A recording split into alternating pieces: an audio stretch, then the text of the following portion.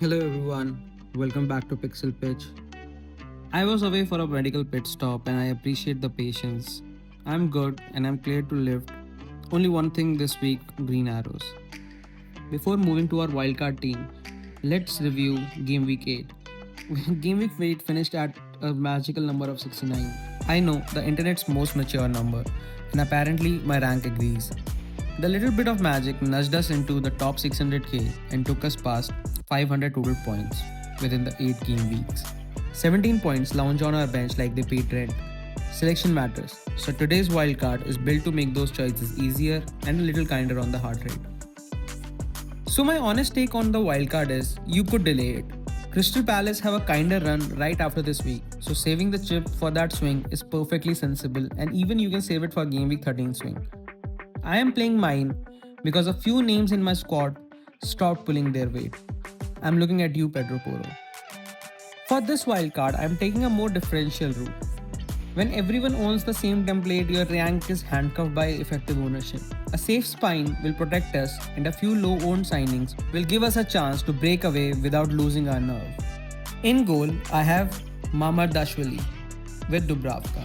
This is a budget pair with Mamardashvili around 4.3 and Dubravka 4 million goalkeeper that I have from the start.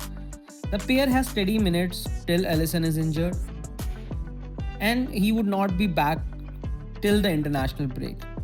So having a Liverpool goalkeeper at 4.3 million gives us a fair shot, and I believe they will be holding clean sheets in the future. At the back, I am doubling Arsenal with Gabriel and Timber. The logic is simple. Arsenal's defensive record has been among the strongest across last season and into this one. So I'm happy to buy the clean sheet floor and add to that Gabriel's set piece threat. These two are a no-brainer. Next is our first differential pick. That would be Reece James. When he is fit, he turns the right flank into a chance factory. So this is my ceiling pick.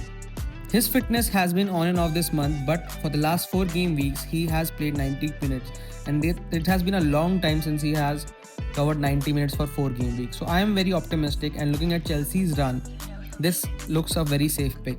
Next, I have Esteve, unchanged from my last team. He is still a 4 million budget defender that I have. Many of the other 4 millions have gone into 4.1, and I am running very tight on budget. So I am sticking with Esteve, especially since he has a Wolves game this week and he is going to start. Wolves has scored 5 goals in 8 game weeks. So I think starting Esteve and Dubravka this week would be the smarter choice, especially when they both had a cumulative 17 points last game week. My final defender is Daniel Munoz. I brought him in specifically for the future runs. He has been amazing for the last few game weeks. He did not start the FPL season very good this time around, but we all know from last season and from the previous seasons as well, like he is a very good asset to own in FPL, especially for his attacking threats. His attacking threats are better than many of the attackers. So he would be starting on the bench this week, but he would be a regular starter after that. Moving on to our midfield. In midfield, we keep Semenyo and Gakpo because form and minutes are real currency. Gakpo has started this season with end product and trust from the new manager, which is exactly what we need when we are not captaining him. Now, the 3 new signings are Enzo Fernandez for his late runs into the box, and he is the penalty taker for Chelsea in the absence of Cole Palmer. Njai from Everton for his amazing dribbling and his constant returns and his DEFCON potential like he gave against Manchester City. Sarr would again start on the bench, but he would be an auto start from the next few features for Crystal Palace. Up front, we have Haaland, and we do not need to a TED talk about Haaland. Like he has been the best performer in this season, and he will be my captain for many game weeks. João Pedro makes way for Nick Voltemada.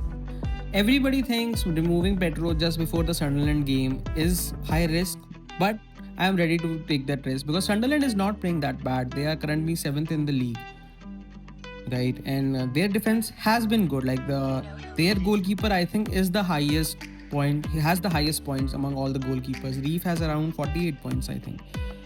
So I don't think there is a huge risk moving Pedro to Voltemada. Voltemada has scored in every game except one. That was against Bournemouth. So we already have Reece James and Enzo and covering for Chelsea. So making that move was quite easy for me. Mateta sits this week and targets that upcoming Palace swing where he's already been that one of their primary scorers.